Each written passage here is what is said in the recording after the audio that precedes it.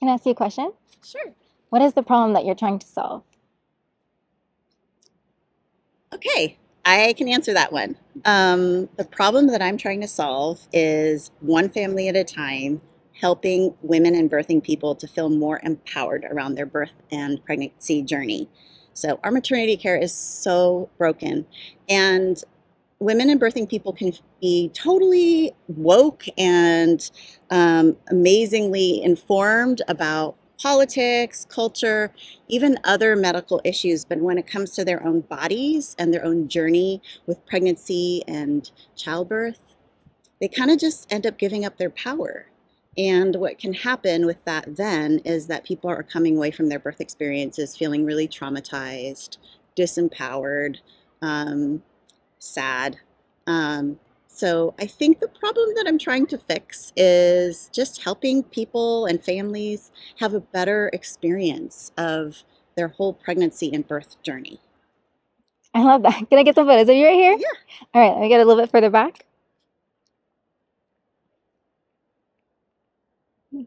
What would you say are some of the ways that we can change that system? Having providers who are more deeply connected to their patients and clients. So for me, what makes all the difference is having a real relationship with my clients, building that rapport. Birth is so intimate, and so to be able to actually develop that trust and that alignment before the birth even happens is so, so important. And I think affects our outcomes really in a positive way. So when you don't have that rapport and that relationship with your provider, you're less likely to be listened to, um, cared for in a really deep way, and you're more likely to come away from the experience feeling like your process wasn't respected, and actually sometimes traumatized. Like you don't know what happened. Why did I end up with this surgical delivery? Why did I end up with a C-section? Nobody ever really told me. Nobody took the time along the way to tell me, to educate me about what could happen, right? So um, I think for me, the way that this problem could be addressed is if people took more time to build relationship and actually like love on their clients and patients. Yeah, I love that. It is such an intimate moment, so it does matter having a relationship, especially for something Yeah. that's so personal.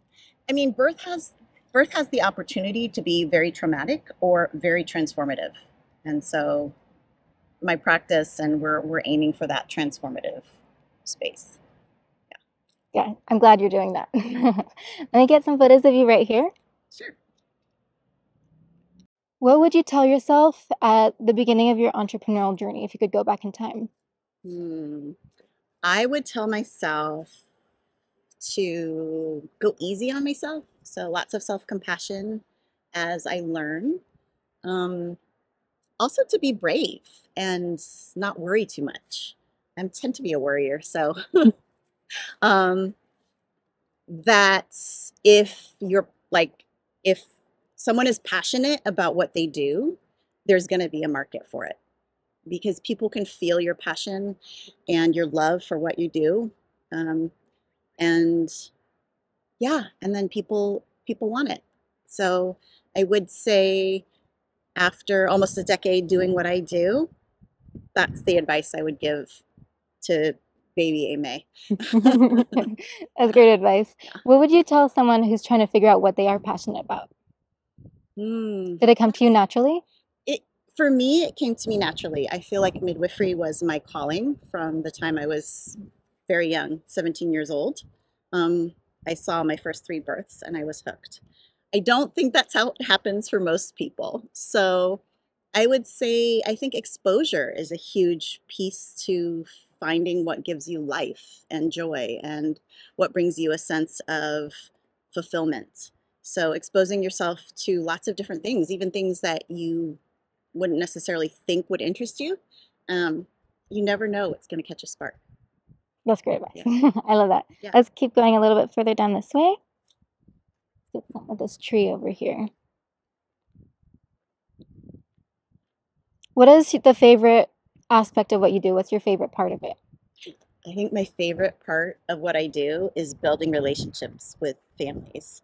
By the end of 10 months together, 9, 10 months together, we really feel like family. And I think that's something that my work partner and I really pride ourselves on, is getting to be friends with our clients towards the end. And like I said before, birth is so intimate.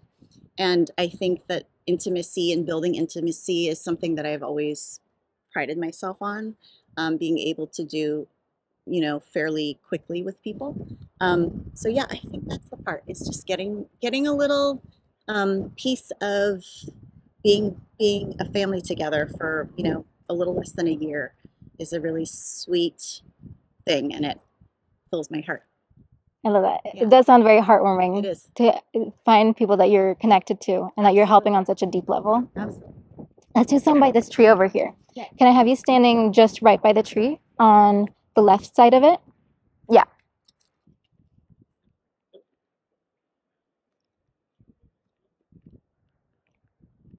So you mentioned having a partner that you work with. Yeah. How did you go about finding a partner? So my work partner is one of my best friends. We went to midwifery school together, and after about a year and a half in solo private practice, I decided that wasn't the life for me. I really wanted to share the practice with somebody, so I reached out to her and I said, "Hey, do you want to come into private practice?" So it's been just ever since then, we've been on this journey together, and it's been really great. It's been really sweet. I think that also the love that I feel for her, that we have for each other as friends, um, has trickled down, and it's really beautiful because our clients can feel it too. So I think that that is also something that's missing in mainstream maternity care, is that sense of warmth and camaraderie, that people can feel. I think having that love, having that love be part of your work is so important. Yeah, I can see that permeating like Yeah, through to your clients. yeah. So you found, how did you say you found her? You found her through your, Our school, we went to school together. Yeah, and I just reached out to her one day and I said, "Do you want to come do this with me?" And she said, "Sure." And she actually moved from Tennessee to the Bay Area to be in practice with me. And we make a great team. you must have had a really good pitch. I don't know about such a good pitch. I think it was just, I think it was a little bit of a calling for both of us. And over the years of working together, we've actually grown even closer. And, I was her midwife when she had her 2 kids. Oh. And, I'm very much their auntie as well. And we live only like 5 minutes away from each other. So, yeah, we spend time together outside of work. We actually enjoy each other's company. And I think that's really special. And I don't ever take that for granted, how special that is, to find a work partner that you truly love. Yeah, it sounds like you're connected more than just through work. Very. That's beautiful. Yeah. Nice. Let's get some photos of you right over here. Can I have you standing right in front of these stairs? Like up on one or just here? Right there is perfect. What would you say is your deeper why? I think my deeper why is that women in general throughout society have been held down, and it's, been all about the patriarchy. And I think if I look under some layers of why I work the way I do, it's because I believe that pregnancy and childbirth can be one of the most empowering experiences of somebody's life. The most intense as well, but also the most empowering. When I was in labor with my second, I was roaring like a lion. I was like, I was so intense and so painful. But afterwards, I felt so empowered. I felt like if I could do that, I could do anything. And I think I just want more women and birthing people to feel that way.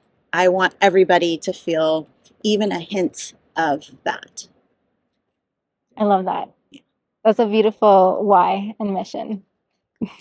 All right, let me get a couple photos of you right here, and then I think we're good.